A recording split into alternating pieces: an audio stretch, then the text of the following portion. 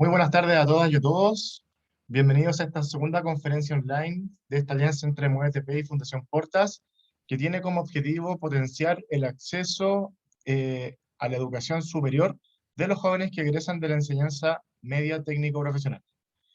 La conferencia de hoy se llama Desafíos de la Educación Superior y será liderada por María José Juárez, quien nos acompaña ahora y que ejerce el cargo de directora social de Fundación Portas. María José es psicóloga y además tiene un magíster en evaluación de proyectos sociales e intervención psicosocial. Tras la presentación abriremos una ronda de preguntas, así que desde ya los invitamos a dejar todas las consultas que tengan en el chat de Zoom. Aprovechamos de comentarles que la videoconferencia quedará grabada y la recibirán en su correo electrónico los próximos días. Los invitamos también a seguirnos en redes sociales con el @muevetp y con el @Fundación Portas. María José, buenas tardes, muy bienvenida a esta segunda conferencia online. Hola, muchas gracias, Carlos. Feliz, como decía también hace un ratito, de estar acá y de poder compartir la experiencia y ahí el conocimiento también que hemos ido adquiriendo en Fundación Portas. Así que voy a partir apoyándome con una presentación para poder trabajar el tema que nos convoca hoy día, que tiene que ver con los desafíos, ¿cierto?, de la educación superior, sobre todo poniendo un énfasis particular en los estudiantes que vienen de colegios técnicos profesionales, que sin duda tienen características especiales y particulares en este desafío, ¿no?, como en este sueño de transformarse en profesionales. Confírmame, Carlos, si se ve la presentación. Se ve perfecto, solamente tienes que ampliarlo. Ahí Sí, sí. no, sí, está ahí. Súper. Bien, contarles que, como les decía, hoy día vamos a abordar los 7 desafíos de la educación superior, ¿no? Como una forma de sistematizar un poco el conocimiento y la experiencia. Vamos a sintetizarlo en 7 desafíos que están basados también en un paper muy interesante que fue dirigido por profesionales como Gonzalo Gallardo y otros del Observatorio de Juventudes Universitarias de la UC, donde fueron mencionando diferentes desafíos que se transforman finalmente en 7 y que también los fui mezclando con la propia experiencia Portas y haciendo algunas bajadas también a la experiencia propia de los estudiantes y las estudiantes de colegios técnicos profesionales. Voy a partir ya con el primer desafío, ¿no? Como comprendiendo que, bueno, antes de partir con el primer desafío, poner sobre la mesa que efectivamente para todos los jóvenes que desean continuar estudios en la educación superior, eh, este paso es un desafío, ¿no? Muchas veces el paso de el colegio a la educación superior supone un puente, una brecha en que hay que saltar y donde hay que adquirir diferentes herramientas y conocimientos muy rápidamente para poder hacerle frente a las diferentes complejidades que este nuevo mundo, que más aún es un nuevo mundo para aquellos estudiantes que no tienen referentes profesionales, supone el ingresar a la educación superior. Y el primer desafío que nos encontramos en este tránsito, ¿no?, hacia la educación superior, tiene que ver con el hecho de cambiar y ser la misma persona en el proceso. Cuando un estudiante llega a la educación superior, hay un desafío a la propia identidad. Es el inicio de una nueva historia, nosotros comenzamos a escribir un nuevo capítulo en nuestra vida, es una instancia en la que todos y todas las que hemos pasado por esta experiencia nos sentimos como esperanzados de no solamente obtener un título profesional, sino que de ampliar nuestro mundo, tener nuevas experiencias, conocer nuevas personas, inclusive de reinventar nuestra propia identidad. Y a pesar de que esto puede ser un aspecto que entusiasme mucho a los estudiantes, no deja de ser un desafío. En este nuevo escenario, desconocido para muchos, sobre todo para quienes, insisto, no tienen referentes profesionales en su círculo cercano, resulta importante conservar el sentido de continuidad y coherencia individual en medio del cambio.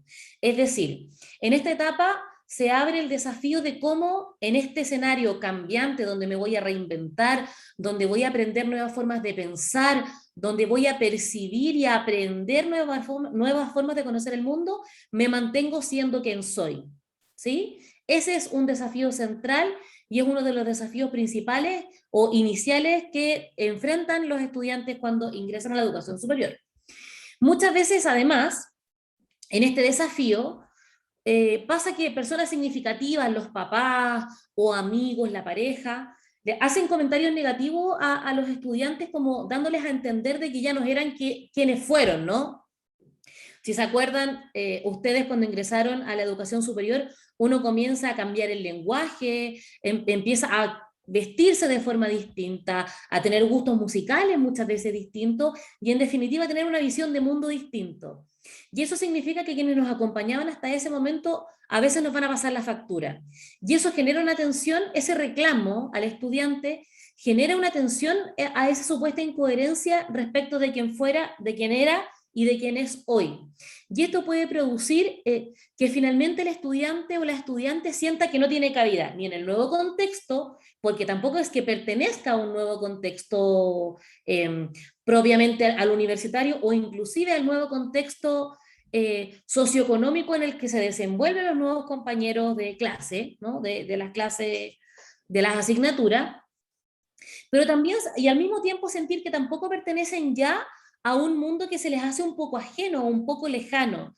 Entonces se producen algunas sensaciones como de ser un poco parias, ¿no? Como de estar un poco sin tierra, entre que ya no pertenezco a ese mundo en el que yo me desenvolví hasta hace poco con mis compañeros de colegio, mis profes, mis padres, ¿no? Mi pololo, mi amigo, mi polola, pero tampoco pertenezco a un nuevo mundo. Entonces, esa sensación de reconstruirse en este nuevo escenario supone desafíos importantes. No olvidemos que además, si nosotros pensamos en tránsitos más bien tradicionales, escuela, educación superior, que es que un chiquillo o una chiquilla sale del colegio y entra a la educación superior, además estamos hablando de probablemente alguien que tiene 17 o 18 años. Entonces, además es una persona que ya por el rango, por el momento del desarrollo humano que tiene, ya está viviendo un montón de desafíos. Entonces, esto supone además otros. Y por último, también mencionar respecto a este punto que las experiencias de desajuste identitario, como el que la acabo de mencionar, provocan vivencias que muchas veces dificultan la pertenencia, como bien les decía, a un ambiente u a otro ambiente, ¿no? Y eso es, bueno, uno de los primeros grandes desafíos que todos enfrentan y enfrentamos nosotros también, si ustedes bien lo recordarán, cuando ingresamos a la educación superior. El segundo desafío tiene que ver con poner a prueba una opción vocacional, o sea, la elección de la carrera, en relación al propio proyecto de vida. En el mejor de los casos, nosotros esperamos que los estudiantes y las estudiantes elijan una carrera alineada con su vocación. Es decir, que cuando hay un gusto por hacer algo, ¿no? Cuando a mí me gusta, por ejemplo, enseñar, ¿cierto? Y eso se puede traducir en muchas carreras. Si yo elijo una carrera en la que se traduce mi vocación, voy a tener una elección de una carrera probablemente acertada a mi vocación, ¿no? Como una elección que probablemente me haga sentido, donde yo sienta que desarrollo las competencias más fuertes que tengo y donde además puedo hacer algo que me haga sentido.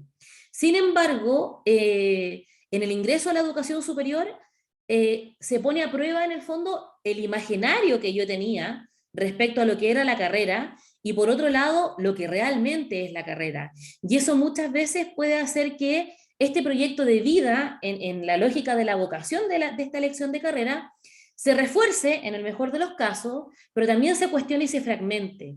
Porque como dice ahí, otra cosa es con guitarra, ¿no? Entonces, entre lo que yo supuse, yo soy psicóloga de profesión, entre lo que yo supuse que era ser psicóloga o estudiar psicología y lo que realmente implicaba estudiar psicología y ser psicóloga, puede haber un abismo muy importante y esto aún se puede ver más acrecentado cuando nos enfrentamos a estudiantes que no tuvieron la posibilidad por el modelo educativo muchas veces, por ejemplo, de venir de TP, de técnicos profesionales, de generar procesos reflexivos respecto a la continuidad de estudio. Muchas veces sucede que en los primeros días de clases, cuando un estudiante enfrenta una carrera, las primeras asignaturas, muchos declaran quizás haber llegado a la carrera de sus sueños, esto era lo que yo siempre quise, me encantó, esta materia me voló la cabeza. Pero otros también llegaron, y esto hay que ser muy franco, porque no le alcanzó el puntaje para otra cosa, por descarte o con mucho desconocimiento respecto a la carrera. Y esta tensión vocacional puede ser aún mayor, como les decía antes, cuando se viene de un colegio técnico profesional, porque el foco de la formación técnico profesional está puesta también en el trabajo, en el proyecto de vida, pero el proyecto de vida ligado también a ese egreso, articulado a una consecución laboral. Y no necesariamente para la elección de una carrera y una nueva carrera. No olvidemos que también los estudiantes que vienen de colegios técnicos profesionales vienen saliendo de una especialidad. Y muchas veces la carrera en la educación superior que esos estudiantes eligen no es conducente o no fue conducente de la especialidad que ellos salieron del colegio. Entonces, esta puesta a prueba de la vocación para los jóvenes técnico profesional es aún más desafiante, ¿no? Y supone también más acompañamiento de nosotros y para todos los docentes que están acá en los espacios de acompañamiento, supone también cómo nosotros generamos espacios de trabajo, de mostrar alternativas de carrera y de cómo tomar buenas decisiones para la transición a la educación superior para también nuestros estudiantes técnico-profesionales, ¿no? En el que claramente por el tipo de enseñanza le tenemos puesto el foco en gran medida en otro lado. Como tercer desafío, encontramos también el desarrollar relaciones interpersonales de apoyo, confianza e intimidad. ¿En qué sentido esto es un desafío? En el sentido de que el ingreso a la educación superior exige la creación de vínculos interpersonales.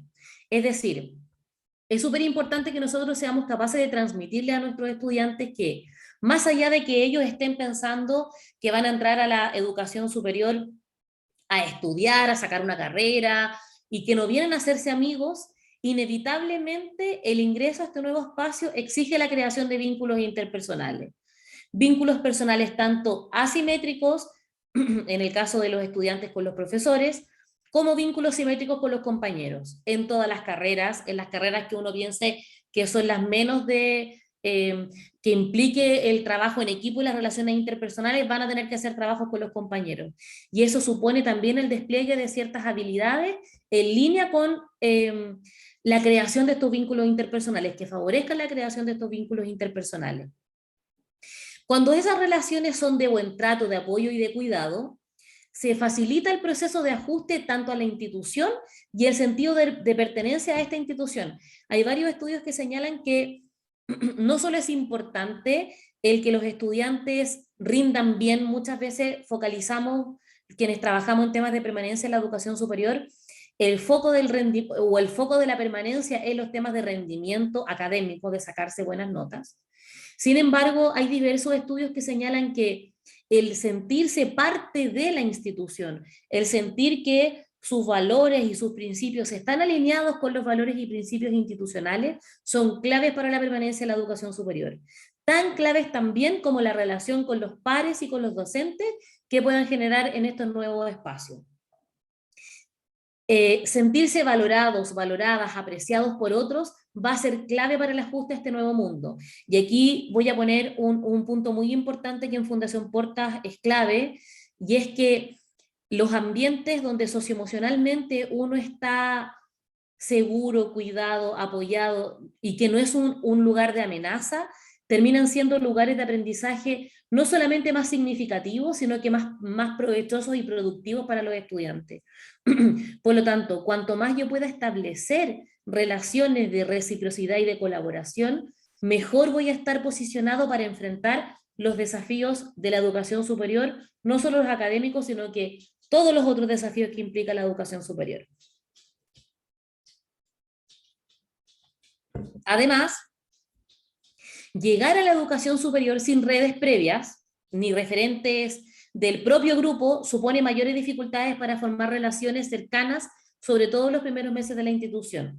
Quizá ustedes recordarán, yo al menos me recuerdo que cuando ingresé a estudiar psicología, yo tenía compañeros al menos como que se conocían entre ellos, habían sido compañeros o eran del paralelo del cuarto medio del colegio, y cuando tú enfrentas ese desafío acompañado con ese otro, que aunque no fuera tu amigo, sí es una primera relación de cercanía, claramente va a haber cierta ventaja. Entonces, cuando nosotros trabajamos en posibilitar el ingreso a la educación superior de chiquillos y chiquillas que en general dentro de su círculo no acceden a la educación superior, es muy probable que enfrenten este desafío solos, ¿no?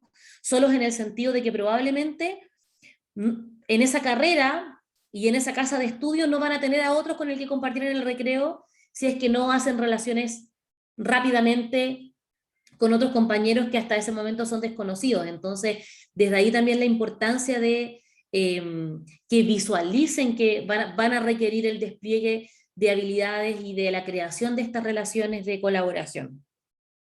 Y también, por mucho que uno pueda pensar que hay universidades más diversas que otras, porque hay universidades que son más homogéneas entre sus estudiantes y otras que tienen un estudiantado mucho más heterogéneo, la heterogeneidad tampoco supone la integración de los propios estudiantes, ¿no? Como podemos contar con una gran diversidad estudiantil, en tanto vienen de distintos territorios o que son de distintos orígenes sociales, pero y que pueden estar incluso en una misma sala de clases y en una misma carrera, pero eso no necesariamente va a asegurar el real, y la real integración y la real generación de relaciones de reciprocidad entre los compañeros. Respecto al cuarto desafío, tenemos el sostener y crear nuevas relaciones de apoyo, cuidado y confianza, pero en este caso con la familia de origen, ¿no? A la educación superior, y esto lo podemos decir yo creo todos los que pasamos por este proceso, no solo ingresan los estudiantes, sino que también ingresa la familia del estudiante.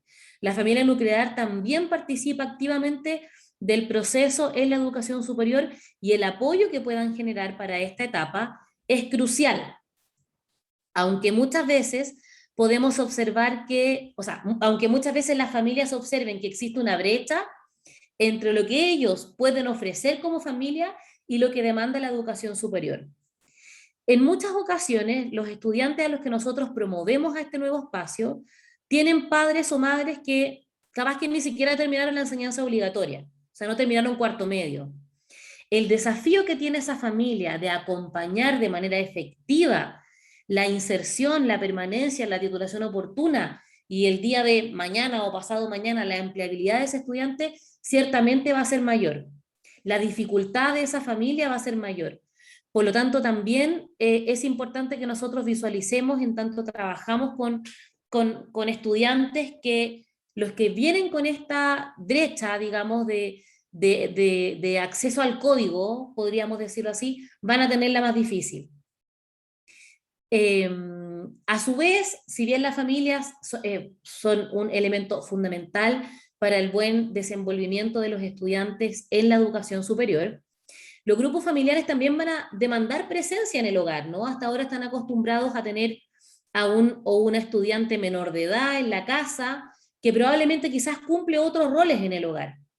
Y ahora, al ingresar a la educación superior, va a tener otros y nuevos desafíos ese estudiante, que muchas veces no va a estar alineado con lo que la familia va a esperar que ese estudiante haga en ese nuevo contexto. La familia va a opinar quizás sobre el egreso, el retraso en la reprobación de ramos, probablemente, si es que se entera que el estudiante reprobó ramos. Y además tienen como condicionante que en gran parte de las oportunidades, digamos, en gran parte de los casos, son los que sostienen económicamente a los estudiantes, ¿no? En Chile tenemos un sistema de educación superior que en general, sobre todo el universitario, el sistema universitario, no está diseñado para que los estudiantes trabajen y estudien, ¿no? Si bien uno puede hacerlo, no está el sistema tan sencillo, simple como para que eso pueda ser posible. Y acá se cruza con un tema muy importante y es que muchas de estas familias, sobre todo de las que vienen, de las que son familias de origen de estudiantes técnico-profesional, de colegios técnico-profesionales, van a esperar que sus hijos trabajen, ¿no? Por lo propio de la formación que ese chiquillo o esa chiquilla tuvo en el colegio. Entonces, ahí la presión muchas veces y la demanda en el hogar puede ser mayor todavía para los estudiantes técnicos profesionales. Y en momentos de incertidumbre o de angustia de un joven, las familias pueden favorecer la persistencia en los estudios.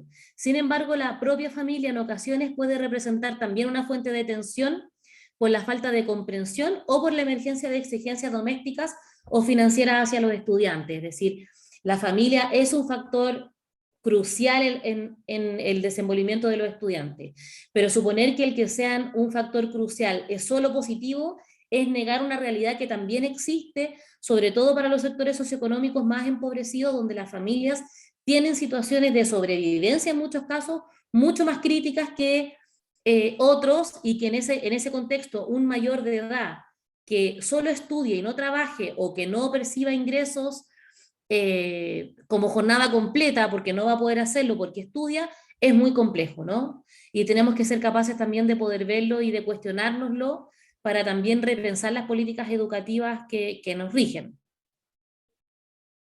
En este marco también, negociar el vínculo de cuidado y afecto puede volverse un gran desafío para los estudiantes. Los estudiantes requieren contar con espacios y tiempos para estudiar y al mismo tiempo van a esperarse en ser comprendidos y comprendidas frente a las nuevas demandas y dificultades de la educación terciaria. Conversar con las familias, acercarles el mundo de la educación superior pueden ser elementos fundamentales para poder ayudar al apalancamiento de los estudiantes en la educación superior.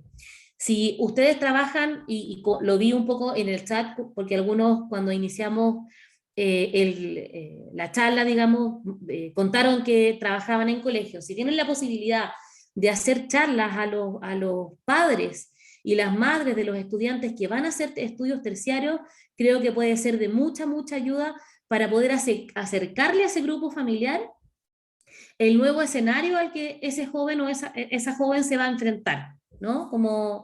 Es como una recomendación que nosotros hemos hecho en Fundación Portas y que nos ha servido también para poder, y que los padres o cuidadores se van muy agradecidos también, porque no es un código distinto y no podemos suponer que todos comprenden ese código. Entonces, esa es como una recomendación respecto al punto de las relaciones familiares y la importancia del apoyo y el cuidado.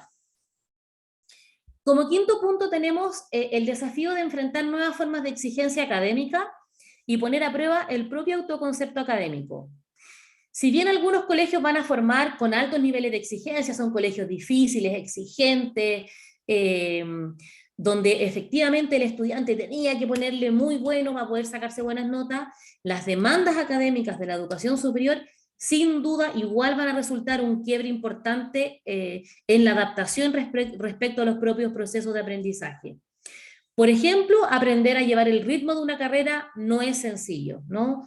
Todos lo vivimos probablemente acá en esta charla. Aprender a gestionarse, los tiempos, las ventanas, el ritmo de estudio, ¿no? Cómo comprendo que para un ramo quizás tengo que estudiar de X forma, pero para el otro ramo es de Y forma, y aquí me resulta hacer mapas conceptuales, y en este otro tengo que hacer resúmenes, y el que es estadística tengo que hacerlo ejercitando, cosa que quienes venimos de formaciones de las ciencias sociales o humanistas no estamos tan acostumbrados, es súper importante. Y eso requiere un aprendizaje súper rápido, súper rápido. Y muchas veces, como es un aprendizaje que tiene que ser rápido, pero que no siempre se hace rápido, sobre todo para quienes vienen de una formación técnico-profesional donde las competencias que principalmente se desarrollan son las técnicas, ¿no? Las técnicas y más prácticas, más que abstractas o analíticas, puede haber un tiempo mayor de necesidad de adaptación al nuevo ritmo y a la nueva exigencia. Y muchas veces una mala nota puede mermar el autoconcepto académico de un estudiante. El autoconcepto académico lo entendemos como la representación que un estudiante tiene de sí mismo como aprendiz, cómo yo me percibo a mí misma como estudiante.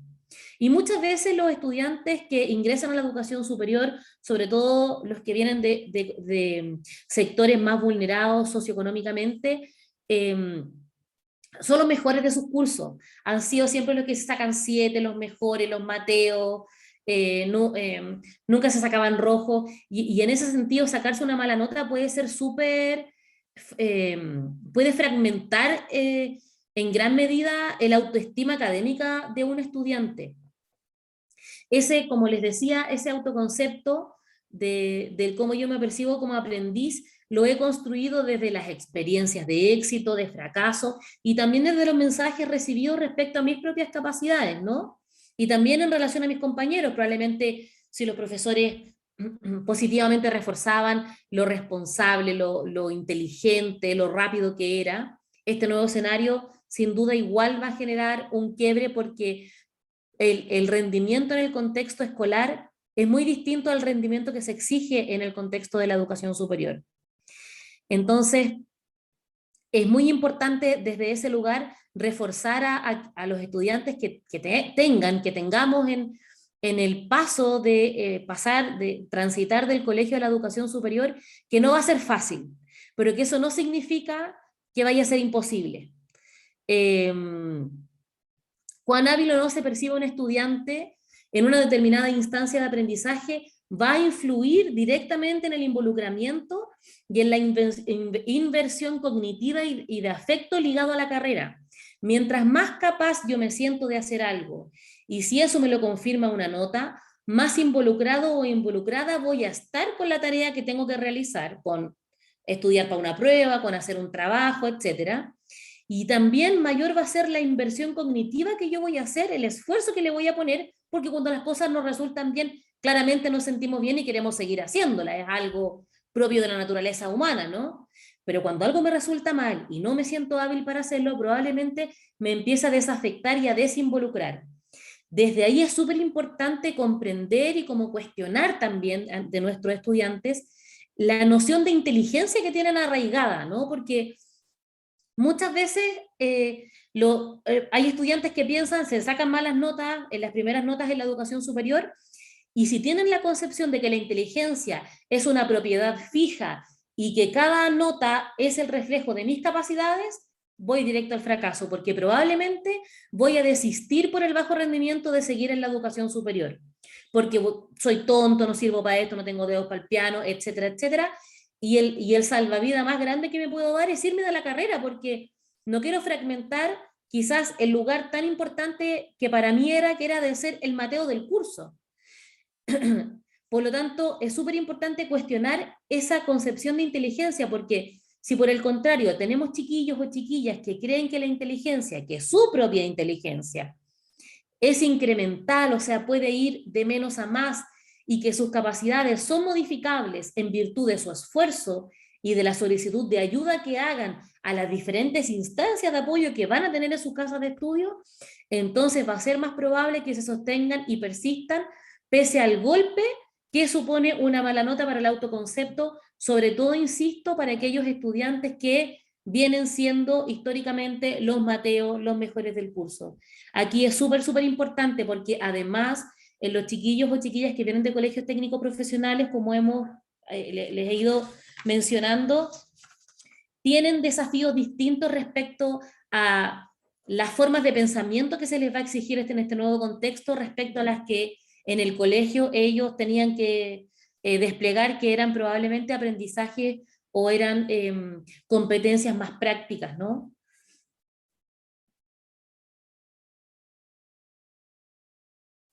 Respecto al sexto desafío, tenemos el aprender a pensar al modo de una comunidad académica específica. ¿Qué quiere decir esto? Que cuando uno ingresa a una carrera, y esto yo creo que todos lo podremos constatar, uno comienza como a pensar distinto, ¿no? Como que hay un cambio en el modo de pensar y ver el mundo. Uno empieza a mirar el mundo desde otro prisma, desde otros lentes, y por ejemplo, aquí hay un ejemplo muy claro también, que estudiantes de arquitectura empiezan a reconocer, por ejemplo, que ahora, después de tener teoría del arte o no sé qué ramos tendrán los chiquillos de arquitectura, van a empezar a mirar la ciudad con otros ojos, ¿no? Como que se les abre esa ciudad, ese camino, esa calle, ese trayecto súper habitual para ellos y ellas, hoy día parece distinto en el escenario. Y eso pasa con todas las carreras. Se empieza a mirar más allá del sentido común y se empieza a instalar una forma de mirar que también supone un gran desafío, porque aunque no esté declarado en la malla o no esté declarado en el perfil de egreso, toda formación en una institución de educación superior pretende que sus estudiantes aprendan a pensar, sentir y actuar al modo de una profesión específica. Uno aprende a pensar, a actuar, a hablar como profe, como psicólogo, como ingeniero, ¿no? Como podrán darse cuenta también de los colegas, amigos, conocidos, profesionales que tienen, que uno empieza a encontrar similitudes en la forma de ser, de estar, de hablar, de pensar, quienes se agrupan en carreras símiles, ¿no? Entonces, desde ese lugar hay un desafío de comprensión respecto a lo que la carrera, a cómo la carrera espera que yo piense, sienta y actúe. Porque esta expectativa no solo es y esta expectativa no solo es sostenida por los docentes que tienen la tarea de inculcar esa nueva forma de mirar el mundo, sino que también es la expectativa del propio estudiante. El propio estudiante quiere ser un arquitecto con todo lo que eso conlleva del ser arquitecto, ¿no? Con todo el hábitus del arquitecto. Por lo tanto, hay un desafío que tiene que ver con un desafío propio, ¿no? Del propio querer mirar y pensar desde ahí, pero también con la exigencia que la propia institución pone respecto al que se espera que esa persona piense, mire y vea desde ahí. Y en este desafío, algunos van a correr con algunas ventajas porque unos van a llegar con más bagaje y otros con menos bagaje. Si yo tengo referentes profesionales en mi contexto familiar, de amistades, probablemente se me sea más fácil comprender no solamente el mundo de la educación superior, porque si tengo quizás algún familiar que ya era psicólogo, capaz que lleva a entender un poco de qué se espera, ¿no? ¿Qué se espera, cómo actúan, cómo enfrentan, qué dicen más o menos, cómo reflexionan sobre ciertas cosas. Pero si yo entro un poco sin saber la carrera, los desafíos, las formas de pensar que se me va a exigir, claramente voy a contar con menos ventaja y voy a sentir ciertas brechas en la participación activa respecto a este nuevo contexto, en lo particular de la nueva carrera. Y si ustedes piensan, van atrás y piensan en cuando estaban estudiando, claramente uno podía encontrar diferentes formas, valoraciones que se hacían en las diferentes carreras. Lo que se valora de una persona en la ingeniería o en la pedagogía o en trabajo social o en biotecnología son cosas distintas. Y leer eso se va a hacer más simple si es que traigo referentes y más complejo si es que no los traigo. ¿Sí? Por lo tanto, ahí también hay un desafío interesante y desafiante, valga la redundancia, que tienen que enfrentar nuestros estudiantes. Y por último, respecto a los desafíos, está el desafío, y esto como algo que genera muchas conversas entre las personas que a ustedes también les debe pasar si trabajan en colegio, porque en Fundación Portas también trabajamos harto con colegios y desde ahí son conversas muy largas con los profes, el tema de la autonomía, ¿no? Y cómo la autonomía, el desarrollar esa autonomía para asumir nuevas responsabilidades es clave en la educación superior. Es clave en la educación superior. Los chiquillos vienen de un contexto escolar donde en general, si bien se esperaba cierta autonomía y cierto rendimiento de ellos, el nivel de autonomía que exige el mundo de la educación superior, pues no solo estudiar, el mundo de la educación superior, es un abismo, ¿no? Van a pasar de un contexto mucho más regulado, ¿no? A un contexto mucho más amplio, diverso, libre. Y eso es un tremendo desafío. Y por más apoyos que pongan las instituciones, por más apoyo que la familia dé, los amigos, la pareja, etcétera, los procesos de aprendizaje siempre van a recaer en el estudiante y la responsabilidad por el desempeño siempre va a ser individual. Por lo tanto, aprender eso es súper importante, que tiene que ver con el aprender a ser protagonistas del propio aprendizaje, a ser protagonistas de los propios procesos de aprendizaje, pero también de autorregulación. Vamos a tener ventanas. Si los chiquillos se fueron a tomar cerveza en la ventana y no se fueron a estudiar, claramente no hay un inspector que va a estar haciéndolo entrar a la sala. Eso no va a ocurrir. Y el chiquillo, si eso lo persiste con esa actitud en el tiempo, probablemente se eche el ramo y tengamos graves problemas, ¿no? Entonces, desde ese lugar es súper, súper importante y es súper desafiante el tema de la comprensión de que está puesto en ellos y ellas el desafío de ser autónomos, por muchos apoyos que hay alrededor. Y en el contexto de la educación superior, actualmente, hay como un mensaje ambiguo respecto a la autonomía. ¿Por qué es ambiguo? Porque por un lado, la educación superior es una moratoria, la educación superior implica un aplazamiento de la adultez, ¿no? En su mayoría, no todos, no todos, pero en su mayoría, los jóvenes van a posponer asumir nuevas responsabilidades mayores, el cuidado de otros, la crianza, la productividad, trabajar, para continuar estudiando después del colegio hasta idealmente alcanzar un título profesional. Entonces, por un lado, supone una continuidad respecto a el desempeño escolar. Sin embargo, la expectativa en esta nueva experiencia educativa y de quienes trabajan en las instituciones de educación superior es que los estudiantes sean absolutamente autónomos en la toma de ramos, en el estudio, en la gestión de si entran o no a clase, si entregan o no los trabajos, ¿no? Como si están o no sacando la vuelta, si aprovechan o no las ventanas, si pidieron o no ayuda, etcétera, etcétera, etcétera. Se espera que los estudiantes sean capaces, por tanto, de autorregularse en su estudio, en su vida social, en sus tiempos de descanso, ajustando con equilibrio las distintas demandas, y parte del desafío es aprender a hacer esto incluso sin contar con experiencias o claves previas. O sea, por mucho que nosotros tratemos en los colegios de o por mucho que veamos que en el contexto escolar los chiquillos y las chiquillas desarrollan cierta autonomía, ciertamente el nivel de autonomía propio del sistema escolar no tiene que ver con ningún colegio en específico. El sistema escolar no está pensado para que el estudiante o la estudiante sea autónomo. En muchos casos, quizás los mismos chiquillos que estudiaron carreras técnico-profesionales tampoco es que hicieron una gran reflexión para escoger la especialidad.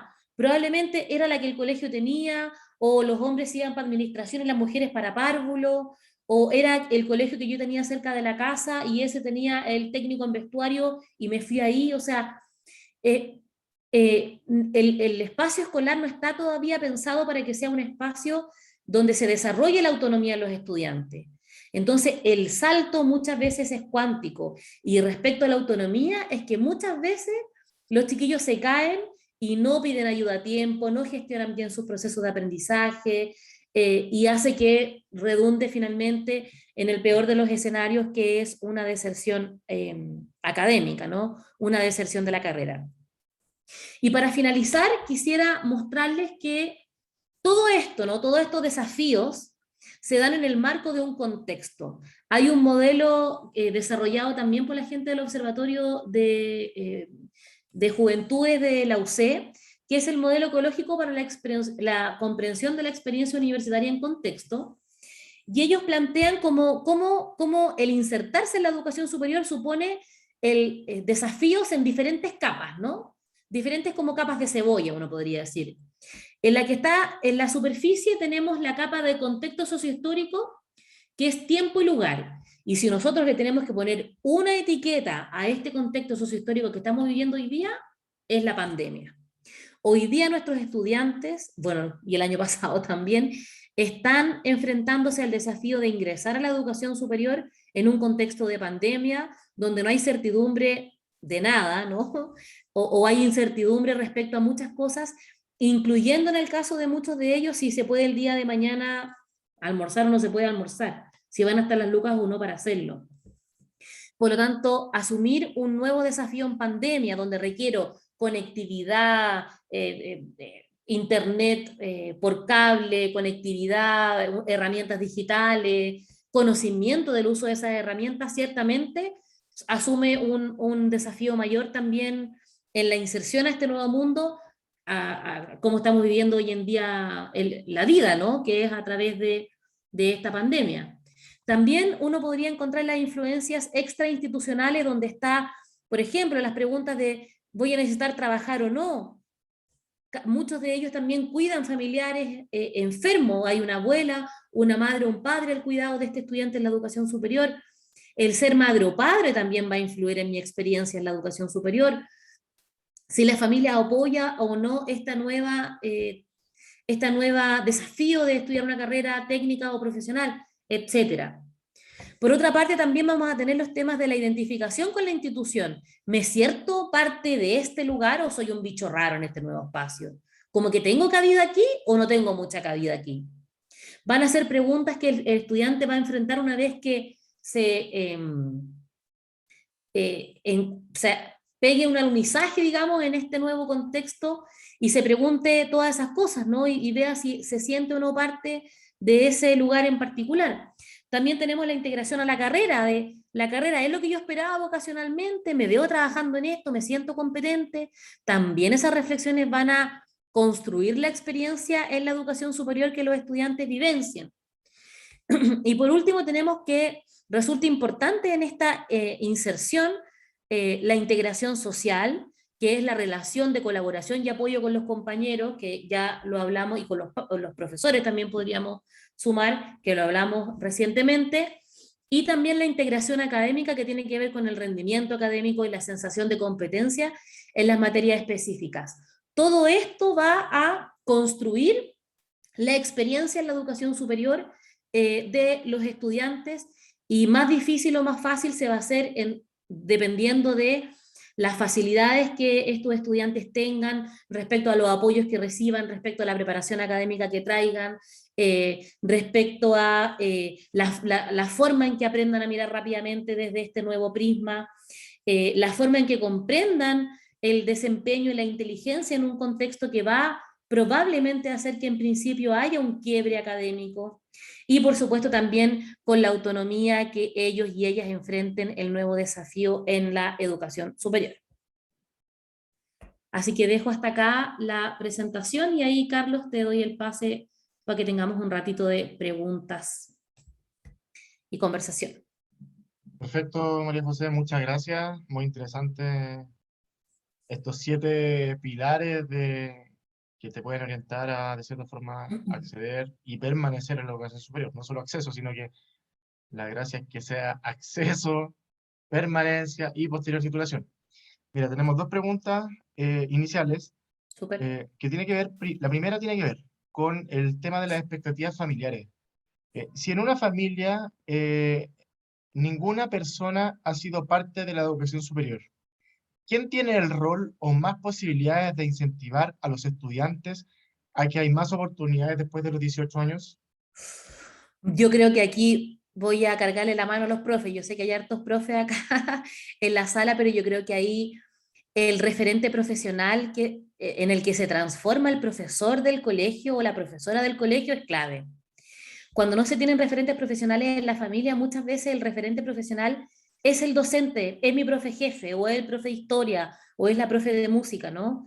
Son los profesores que tengo alrededor, por lo tanto, la apertura que nosotros le podemos hacer a los chiquillos y las chiquillas respecto a que, si bien en su familia, por diferentes experiencias de vida, no pudieron acceder a la educación superior, hoy día con la gratuidad, con las becas, con el pase, con todos los apalancamientos que se tienen para posibilitar el acceso, hay una posibilidad real que tienen nuestros estudiantes de ingresar y permanecer y transformarse en los primeros profesionales de su familia. Por lo tanto, respecto directamente a la pregunta, yo creo ahí quién la tiene, porque no sé si la tiene más fácil, pero quién los tiene más cerca para eso, yo creo que son los profes de media. Los profes jefes, los profes de especialidad, en el caso de los técnicos profesionales, que ven a un chiquillo motivado, que quiere seguir aprendiendo, que probablemente va a tener necesidad de trabajar, como muchos de ellos quizás lo tienen y por eso partieron con un técnico profesional en el colegio, pero que igual quiere transitar a la educación superior. Ahí yo creo que los profes tienen una tarea importante. Súper. Tenemos otra pregunta que va en la misma línea. Antonella Magni pregunta, ¿qué temas consideras que son indispensables de abordar con las familias para que puedan apoyar al estudiante que ingresa a la educación superior? Sí, súper buena pregunta. Yo creo que una de las cosas fundamentales a trabajar con las familias tiene que ver con transmitirles, o sea, primero como con transmitirles un poco este nuevo mundo. El mundo de la educación superior es como una burbuja en la que solo quienes participamos de ese espacio comprendemos bien. O sea, de hecho yo creo que todos llegamos y teníamos un código y el código significaba una sala y el otro código una sección, entonces tú eras de una sección y tenías que ir a una sala, o sea, ese mundo totalmente nuevo al que se inserta el joven es un mundo súper críptico, ¿no? Que se entiende solo y entre cada universidad encima es distinto. Entonces, desde ahí partir con que es súper complejo para un estudiante que entra como comprenderlo. Y a transmitir a las familias, yo creo que transmitirles la importancia del apoyo, primero como de la importancia de su rol en la permanencia del estudiante en la educación superior. O sea, que sepan que ellos son claves para la permanencia y el bienestar subjetivo de ese chiquillo o esa chiquilla en el desafío de estudiar en la educación superior. Segundo, les transmitiría que van a haber cambios en los roles.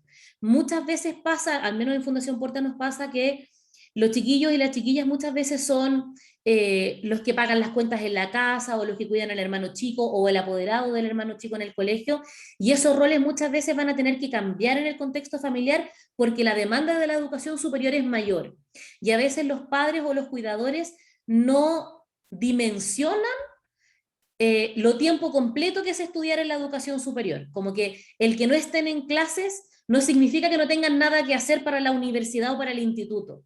Como transmitirle eso desde el lugar que puede tener un colegio, que es un lugar súper validado por los papás, porque una cosa es que el hijo le diga, no, si estoy haciendo un trabajo en el computador, y que el papá siga creyendo que está jugando, a que desde una institución como el colegio desde el cual está el estudiante, transmita que efectivamente eso es así. Y que cuando no está en clase, de verdad que está haciendo trabajo. Y de que si se queda en la casa de un compañero, probablemente es porque hasta las 4 de la mañana estuvieron terminando el trabajo de álgebra que tenían que, o de no, teoría social que tenían que entregar al otro día a las 10 de la mañana. Entonces yo creo que esos son puntos importantes de transmitir, como la importancia de como comprender que es un mundo distinto y más exigente, y también el tema de la importancia de que los empiezan a comprender también desde un lugar de mayor autonomía. Como que hay una crisis también etaria en la que están ellos y ellas que justo pasan de ser menores de edad en muchas ocasiones a ser mayores de edad y enfrentar el desafío de la educación superior. Entonces también como que les empiecen a soltar un poco la mano y a confiar en ellos y en ellas, como la confianza de los papás y las mamás en este nuevo escenario también redunda en la confianza que puede sentir ese estudiante en enfrentar el desafío. Perfecto, María José, nos quedan 8 minutos, tenemos un montón de preguntas. De hecho, también están muy buenas las respuestas, entonces, en base a las respuestas van apareciendo preguntas nuevas. Micaela Aguilera dice, el estudiar y trabajar a medio tiempo en situación de pandemia se hace mucho más difícil. ¿Cómo se puede balancear un poco el estudio y el trabajo para, de cierta forma, que sea un poquito más fácil? Sí. En tu experiencia de psicóloga, yo creo más bien. Puta, qué difícil, es que es muy difícil trabajar y estudiar, sobre todo cuando son dos cosas de medio tiempo. Yo creo que lo más importante es tener claro como cuál es el foco central. Si el foco central es, por ejemplo, sacar una carrera adelante, yo creo que lo más importante a transmitir, para no extenderme y que podamos responder otras preguntas, es elegir un trabajo que se amolde a esa situación educativa. O sea, ojalá elegir trabajos, primero, que sepan que estás estudiando, y que es parte importante para ti el continuar perfeccionándote, y segundo, que tenga la flexibilidad suficiente o que sus horarios se ajusten lo suficientemente bien para que puedas continuar con tu objetivo central, que es sacar esa carrera adelante. Pero es difícil, no, No hay una receta mágica. no hay una receta mágica. Eso es Hay lo que, práctico. como, Ahora, como en detrás todo, de... hay que Exacto, priorizar algo por sobre exactamente. lo otro. Y esperar más Ahora, de lo que priorizas, probablemente, y menos de lo que no priorizas, para que de cierta exactamente. forma no te frustres en el camino. Exactamente. Y solo como para complementar, o sea, cuidar el sueño, como desde el ser psicóloga, ¿no? Estaba pensando en la respuesta que desde ahí, como cuidar las horas de sueño, de descanso, de ocio. Yo creo que eso también es importante no perderlo de vista porque es muy fácil caer en situaciones de ansiedad desatada cuando estamos con un nivel de exigencia tan alto como el que plantea la participante. Sí. Tenemos otra pregunta de Elena Yarzún. Dice, ¿qué desventajas ves tú en el acceso y permanencia a la educación superior de los jóvenes que pertenecen al área TP frente a Mm, los que egresen de la modalidad científico-humanista? sí. ¿Hay diferencia o Hay no hay diferencia, diferencia? sin duda hay diferencia. Yo creo que hay diferencia en distintas o ciertas desventajas en distintos ámbitos y hay otras ventajas también. En las desventajas yo creo que una de las más importantes tiene que ver con que los estudiantes de técnicos profesionales no salen con una malla o con una cartera de conocimientos tan amplia como los científicos humanistas, muchas veces para las carreras que quieren estudiar, ¿no? Por ejemplo, nosotros tenemos el caso de muchos estudiantes que salen de colegios técnicos profesionales y que entran a estudiar carreras donde tienen química o física. Y un estudiante TP dejó en segundo medio de ver química o física. Entonces, las brechas académicas muchas veces, debido a que la formación de un estudiante TP se centra en la especialidad, y por eso se pierden horas de lenguaje o de matemática, hay una desventaja cuando yo no estudio una carrera conducente de mi técnico profesional. Yo creo que esa es una de las principales desventajas. La otra también respecto a los científicos humanistas tiene que ver con que el proyecto, el cuestionamiento sobre el proyecto de vida y el trabajo en el desarrollo de competencias de los estudiantes técnicos profesionales se centran en que ingresen a trabajar, ¿no? Como están pensando efectivamente y los están formando para el trabajo. Y desde ese lugar, quizás las preguntas sobre qué carrera quiero estudiar, o para dónde voy, o cuál es mi vocación, están mucho más disminuidas respecto a el espacio que pueda tener eso en los colegios científicos humanistas, donde es más abierto el hecho de que los estudiantes van a continuar carreras en la educación superior. Yo creo que ahí hay, para no extenderme, yo creo que ahí hay dos grandes, y dentro de las cosas que son diferencias, más que desventajas, también creo que los jóvenes que salen de colegio técnico profesional tienen más desarrollada cierto nivel de como responsabilidad y autonomía.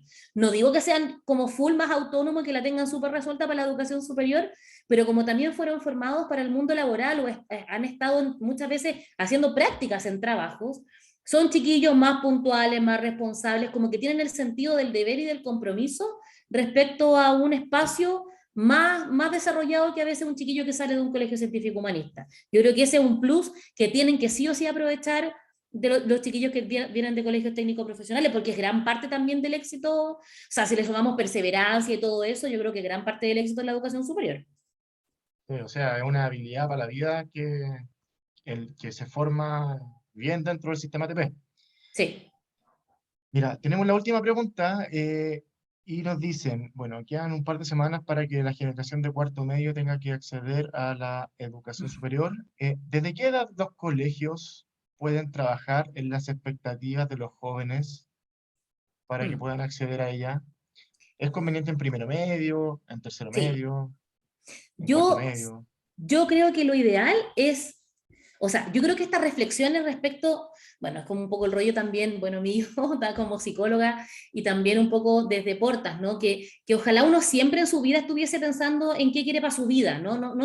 No solamente cuando está en la media o en primero o en cuarto o cuando ya saliste y estáis trabajando, sino que siempre constantemente uno esté pensando y repensando en cuál es su vocación, dónde quiere estar, ¿no? Como qué trabajo quiere realizar o qué quiere estudiar. Pero si me pongo práctica y no tan filosófica, creo que sí o sí cuando ingresan a la educación media. O sea, yo creo que, ¿por qué? Por una cosa súper práctica. Primero, para que tengan 4 años para pensar, porque cuando tenéis 14 años, o sea, de hecho, cuando tienes 18 y decides una carrera, es súper difícil igual. O sea, si yo me remonto a quién era cuando tenía 17 y elegí estudiar psicología, igual como que podrían haber sido otras carreras, me encanta mi carrera, pero también podrían haber sido otras, ¿no? Como que uno todavía no está tan maduro como para tomar una decisión tan grande. Y eso, entonces, para que tengan 4 años para irlo masticando, pensando, es súper importante. Y segundo, y muy importante, porque las notas inciden para quedar o no en una carrera desde primero medio. Entonces, muchas veces los chiquillos se encuentran en tercero o cuarto medio con la idea de entrar a la educación superior, pero ya se farrearon primero y segundo en las notas. Y probablemente ese chiquillo o esa chiquilla, si pudiera retroceder el tiempo y ponerse las pilas antes, lo haría. Entonces, transmitírselo desde ese momento es importante para que también vea las implicancias que tiene también, por ejemplo, el ponerse las pilas académicamente desde primero medio. Perfecto, María José. Muchas gracias por tu presentación, muy clara. Muchas gracias también a todos y a todas por su participación. Queremos recordarles también que esta conferencia va a quedar grabada y se va a subir en los próximos días al sitio web de MuéveTP, al sitio web de la Fundación Portas también, para que puedan revisarla y verla las veces que quieran junto a sus comunidades educativas. Así que bueno, nos despedimos, María José. Gracias por Sí, tu tiempo y por tu buena disposición quiero de aprovechar poder también, participar en esta Carlos. conferencia. Gracias, Carlos. Aprovechar también antes de darte el pase final a ti, de agradecerte y agradecer a MueveTP por la invitación. Nosotros contentos de poder transmitir un poco los conocimientos que hemos ido adquiriendo y también agradecerle a todos quienes participaron de la charla y que hicieron preguntas súper buenas. Así que espero haberles podido entregar una lucecita en el camino para que acompañemos de mejor forma a nuestros estudiantes, que es lo que nos convoca a todos. Así que gracias, Carlos. Perfecto, muchas gracias a ti, María José, y gracias a todos también a los que participaron de esta conferencia. Así que estamos en contacto y que tengan una muy buena tarde. Buena tarde a Chao, todos. chao. Chao, gracias.